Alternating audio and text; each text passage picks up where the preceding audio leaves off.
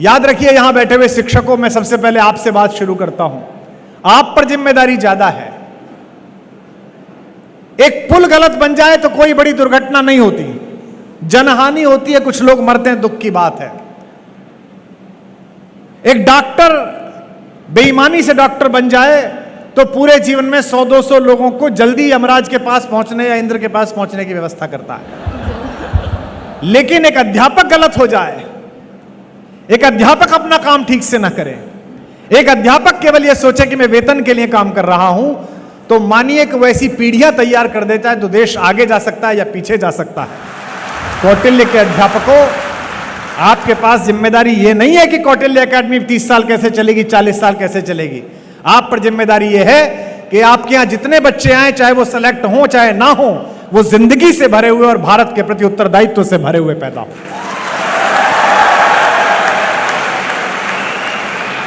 ये जो इर्रेस्पॉन्सिबिलिटी हमारे बीच आ गई है, ये जो गैर जिम्मेदारी हमारे बीच आ गई है। 2011 आंदोलन शुरू होने से पहले तक मैं भी पढ़ाता था, BA MA की क्लास पढ़ाता था, और मैं देखता था कि मेरी कॉलोनी में रहने वाले प्रशासनिक अधिकारी या एक छोटा सा व्यापार करने वाले आदमी के चेहरे पर जितनी हनक, जितनी तेजस्विता, जितना गौरव बोध, अपने काम के प्रति जितना उत्सुक भाव होता था, उतना अध्यापकों में नहीं होता था। क्योंकि आप इस बात से मत तोलिए खुद को कि आपको वेतन कितना मिलता है। आप इस बात से मत तोलिए कि आपको विधायक जी जानते हैं कि नहीं जानते, उषा जी आपकी मंत्री, हमारी बड़ी बहन आपको जानती हैं कि नहीं जानती हैं। आप इस बात से तोलिए कि ये सब लोग ट्यूबलाइट में कनेक्शन लगाने का काम करते हैं। आप अध्यापक हैं, आप एक दीपक से लाखों दीपक जलाने का काम करते हैं। यह आपका कौशल है। बहुत सारे अध्यापकों को यह बात लग सकती है कि कुमार विश्वास ऐसी बात इसलिए कह रहे हैं कि खुद भरे पेट के आदमी हैं। बिल्कुल गलत बात।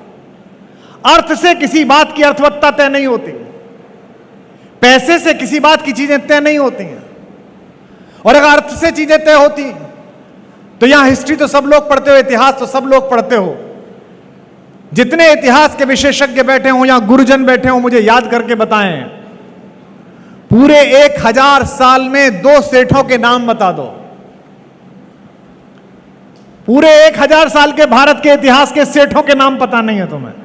14वीं शताब्दी का सबसे बड़ा सेठ कौन था दिल्ली का, पता नहीं है। 16वीं शताब्दी में इंदौर का सबसे बड़ा सेठ कौन था, पता नहीं है। केवल 2 सेठों के नाम इस देश को याद हैं। एक अपनी स्वतंत्रता और अस्मिता के लिए लड़ने वाले महाराणा प्रताप के लिए अपने पूरे खजाने को खोल देने वाला भामाशाह, और एक स्वतंत्र भारत की लड़ाई में गांधी के पीछे अपना धन लगा देने वाले बिड़ला जी। केवल 2 सेठों के नाम याद है। इन 2 सेठों के नाम भी क्यों याद है? इन 2 सेठों के नाम इसलिए याद हैं कि इन दोनों सेठों ने अच्छे काम के लिए अपने पैसे को लगाया। इसलिए नहीं कि उन्होंने पैसा बहुत कमाया।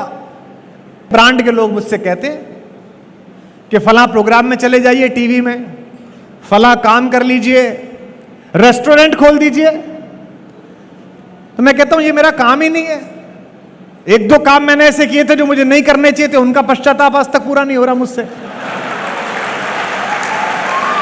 ईश्वर ने तय कर दिया, नियति ने तय कर दिया, मुझे कहकर भेज दिया कि कुमार विश्वास, तुम्हें मैं विशेष कृपा से नवाज रही हूं बेटा। मैं तुम्हें समय अवसर के अनुकूल ही बात याद आने का कौशल सौंप रही हूं।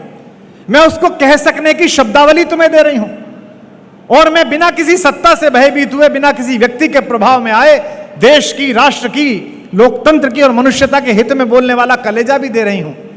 तो जो काम भगवान ने मेरे लिए तय किया है, अगर उसमें मैं ज्ञान अपना लगाऊं तो मुझसे बड़ा मूर्ख कौन।